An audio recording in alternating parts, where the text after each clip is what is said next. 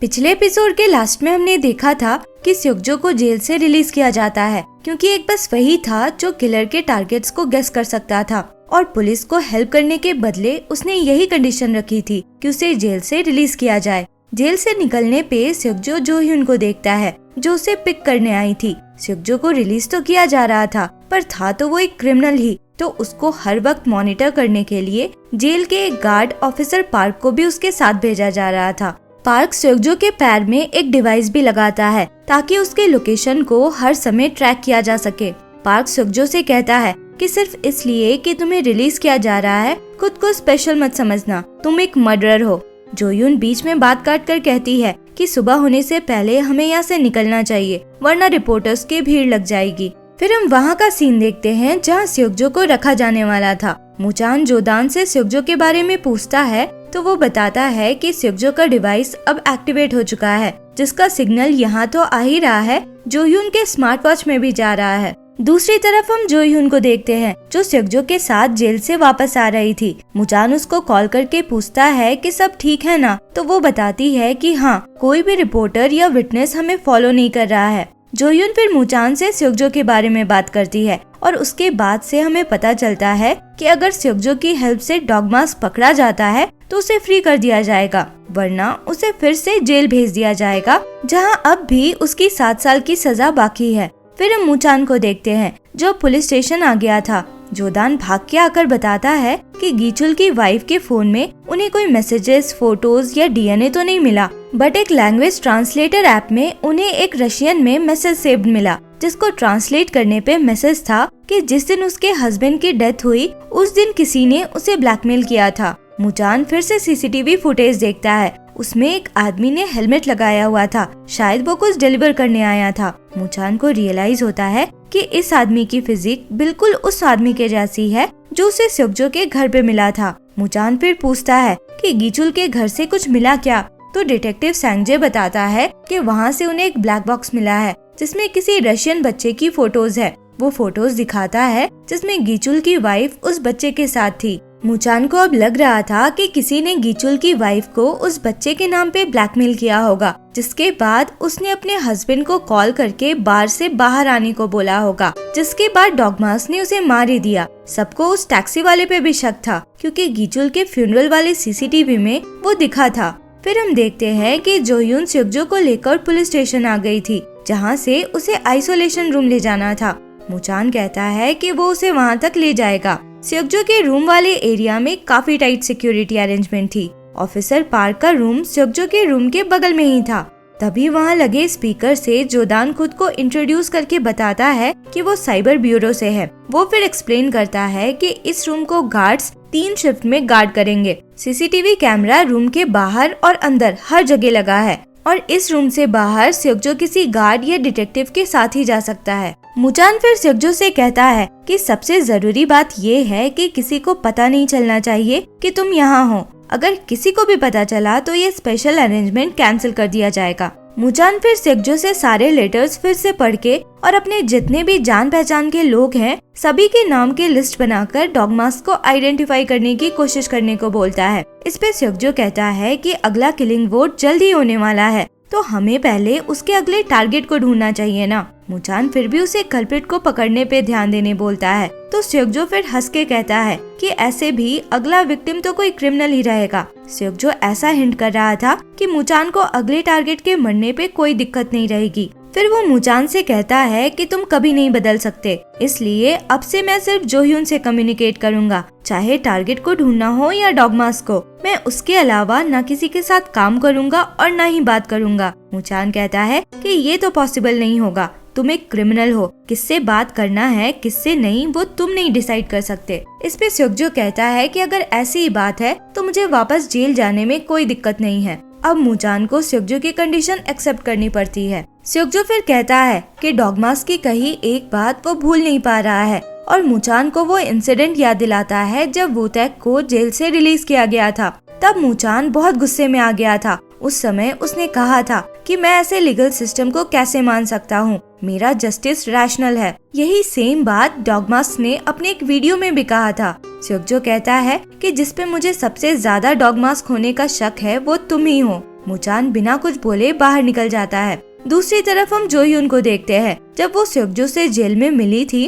तो लेटर के बेसिस पे उसने ऐसा हिंट दिया था कि डॉगमास का अगला टारगेट कोई मिलिट्री वाला हो सकता है। तो जो यून पिछले 5 साल के मिलिट्री के सेक्स क्राइम से रिलेटेड न्यूज देख रही थी, ऐसे केसेस जिसमें सेक्सुअल असॉल्ट करने के बाद भी कल्प्रिट को जेल नहीं हुई थी। वो जोदान को भी कॉल करके उसे भी वैसे कैंडिडेट्स के लिस्ट बनाने को बोलती है, क्योंकि डॉगमास का अगला टारगेट इनमें से ही कोई हो सकता है। फिर हम नेक्स्ट डे का सीन देखते हैं। जो यून सबको बताती है कि पिछले 5 साल में मिलिट्री में 1400 से भी ज्यादा सेक्स क्राइम्स हुए हैं, जिसमें से सिर्फ 9 लोगों को सेक्सुअल असॉल्ट के लिए जेल हुई। उन सभी केसेस से जो यून ने उन कैंडिडेट्स की लिस्ट तैयार की थी जिसके बारे में पब्लिक को न्यूज के थ्रू या किसी पोस्ट के थ्रू पता लगा हो। सारे डिटेक्टिव्स फिर उन कैंडिडेट्स के पास जाकर उन्हें एक डिवाइस देते हैं पहनने को और उन्हें बताते हैं कि कोई प्रॉब्लम होने पे डिवाइस को प्रेस करे। उनमें से कई कैंडिडेट्स ऐसे भी थे जो डिवाइस लेने से मना कर रहे थे, ये बोलकर कि बाकी लोग नोटिस करेंगे।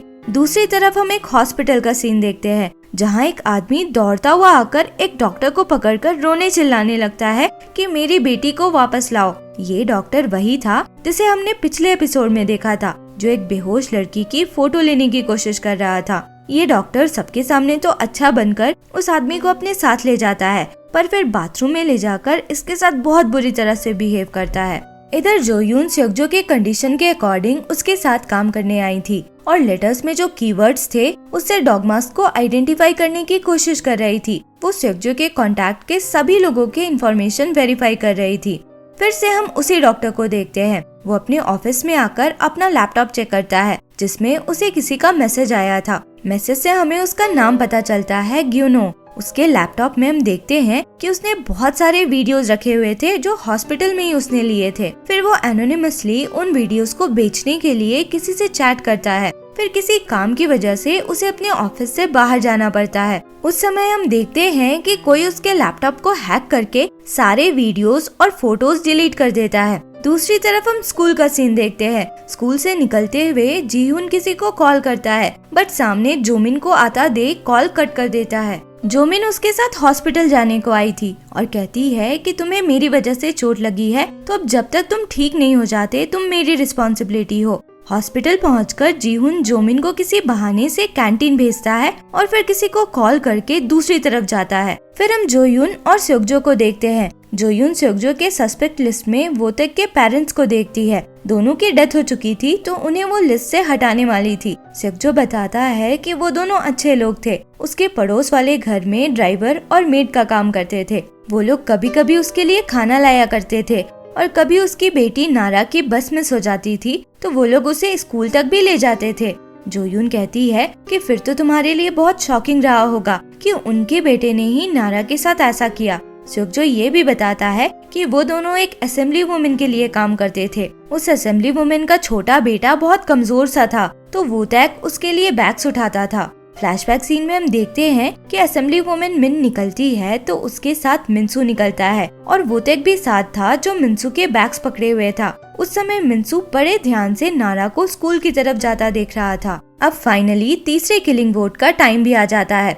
डॉगमास्क अपने ब्रॉडकास्ट में कहता है कि इस बार लोगों को जिसके लिए वोट करना है उसका नाम कैप्टन ओ है। इस टाइम वो टारगेट का पूरा नाम नहीं बताता है, बस ये बताता है कि मिलिट्री में रहकर उसने कई सेक्सुअल असॉल्ट्स किए थे और उसकी वजह से एक किम नाम की लेफ्टिनेंट ने सुसाइड भी कर लिया था। पूरा नाम पता नहीं चलने पे डिटेक्टिव्स की परेशानी बढ़ गई थी। कैंडिडेट्स के लिस्ट में 5 लोग ऐसे थे जिनका फैमिली नाम ओ था, जिसमें से 2 के कॉन्टैक्ट इन्फॉर्मेशन या फोटो नहीं मिल पाए थे। तभी वहाँ किसी का कॉल आता है और वो कहता है कि उसे लगता है कि किलिंग वोट का टारगेट वही है। वो अपना नाम बताता है, ओ ग्युनप्यो। ये वही नाम था जिसके डिटेल्स नहीं थे। जोदान उससे पूछता है कि उसे ऐसा क्यों लगता है कि टारगेट वो है, तो वो बताता है कि उसे एक पैकेज मिला है जिसमें वो फोटोज हैं जो उसने लेफ्टिनेंट किम के लिए थे। डिटेक्टिव्स उसका एड्रेस पूछकर तुरंत उस तरफ निकलते हैं। इधर डॉगमास्क किम के बारे में बताता है कि वो अपने डैड के साथ रहती थी और इकलौती कमाने वाली थी। एक स्टेबल जॉब के लिए उसने मिलिट्री ज्वाइन किया, पर वहाँ वो कैप्टन ओ से मिली जो उसका सीनियर ऑफिसर था। उसने उसके साथ उल्टी सीधी हरकतें तो की ही, उसकी फोटोज भी लेकर उन्हें ऑनलाइन पोस्ट कर दिया। किम ने अपने फियांसे को सारी बात बताकर मिलिट्री कोर्ट में इसे रिपोर्ट भी किया था, पर कैप्टन ओ ने ये क्लेम किया कि सब कुछ किम की मर्जी से हुआ। मूचान जोयुन को कॉल करके बताता है कि टारगेट को आइडेंटिफाई कर लिया गया है। वो एक पैस्टर है और कहता है कि वो स्योकजो के साथ वहाँ के लिए निकले ताकि किलर के आने पे स्योकजो उसे आइडेंटिफाई कर सके। इधर डॉग मास्क आगे बताता है कि किम के साथ वाले सोल्जर्स ने झूठा स्टेटमेंट दिया कि कैप्टन ओ और किम लवर्स हैं। प्रूफ नहीं होने की वजह से कैप्टन ओ बच गया और उसके बाद किम ने मेडिकल ऑफिस के बाथरूम में सुसाइड कर लिया। दूसरी तरफ हम हॉस्पिटल का सीन देखते हैं, जहां वो डॉक्टर ग्यूनो डॉग मास्क का ब्रॉडकास्ट देखकर डर जाता है और पुलिस को कॉल करके कहता है कि किलिंग बोर्ड का टारगेट वो है और उसे प्रोटेक्शन चाहिए। पर सारे डिटेक्टिव्स तो दूसरे एड्रेस के लिए निकल गए थे। डिटेक्टिव चोई मूचान को कॉल करके बताता है कि एक और कैप्टन ओ ने कॉल करके प्रोटेक्शन मांगा है।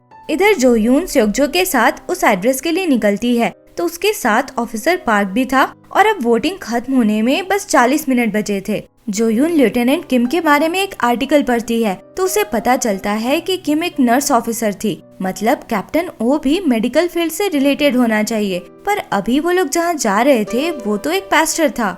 अब मूचान को समझ नहीं आ रहा था कि दोनों कैप्टन ओ में असली कौन है। यूनो उसे कन्विंस करने की कोशिश कर रहा था कि वो ही असली कैप्टन ओ है। वो कहता है कि डर की वजह से उसने तो अपना ऑफिस भी लॉक कर दिया है। तभी जीहुन बाहर से निकलता है और पूछता है कि तुम कैप्टन ओ हो।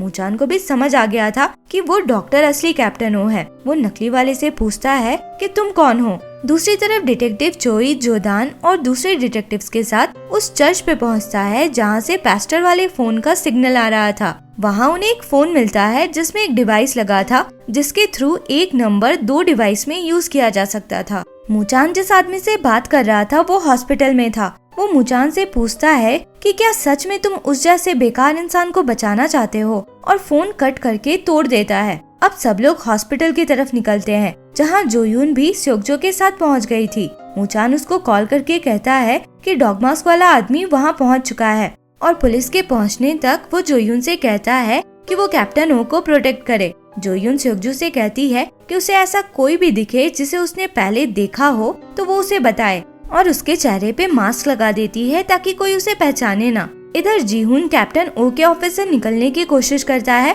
तो वो उसे निकलने नहीं देता, ये बोलकर कि मैंने दरवाजा खोला और किलर बाहर रहा तो। तब तक जोयून भी वहाँ आ गई थी। वो भी दरवाजा खुलवाने की कोशिश करती है बट कैप्टन ओ इतना डरा हुआ था कि दरवाजा ही नहीं खोलता। वोटिंग अब एंड हो जाता है और 72% लोगों ने कैप्टन ओ के मरने के लिए वोट किया था। डॉग मास्क अब कैप्टन ओ का चेहरा रिवील करता है और बताता है कि ये अपने एक रिलेटिव के हॉस्पिटल में काम कर रहा है और वहाँ भी वो अपने बेहोश पेशेंट्स की वीडियोस बनाता है। डॉग मास्क बताता है कि हमने उन सारे वीडियोस को डिलीट भी कर दिया है। इधर हॉस्पिटल में स्योकजो एक डिलीवरी वाले को देखता है जो अपना चेहरा छुपा रहा था। उसे कुछ याद आता है और वो जोयून को बताता है कि वो डिलीवरी वाला उसके घर पैकेजेस डिलीवर करने आता था और जब भी वो आता था नारा को हाय बोलता था। वो आदमी फिर वहाँ से भागने लगता है तो जोयून भी उसके पीछे भागती है। ऑफिसर पार्क नोटिस करता है कि वो आदमी वहाँ एक पैकेज छोड़कर भागा था।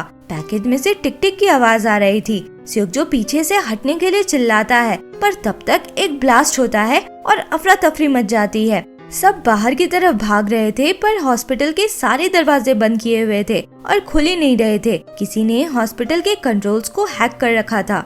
ब्लास्ट के बाद स्योकजो भी कहीं गायब हो गया था तो ऑफिसर पार्क उसको ढूंढने लग जाता है। उस समय हम मिंसू को भी देखते हैं जो हॉस्पिटल के बाहर ही था और पुलिस की पूरी कन्वर्सेशन सुन रहा था जिसमें वो लोग बात कर रहे थे कि स्योकजो मिल नहीं रहा है। इधर कैप्टन ओ अब भी अपने ऑफिस में बंद था। तभी बाहर से नॉक होता है और आवाज आती है कि हम बॉम्ब स्क्वाड से हैं और कैप्टन ओ को इवैक्यूएट करने को बोलता है। अब मूचान भी बाकी डिटेक्टिव्स के साथ वहाँ पहुँच चुका था। दरवाजा बंद था तो वो सबको दरवाजे के पास से हटने को बोलता है और एक कार दरवाजे की तरफ चलाता ले जाता है।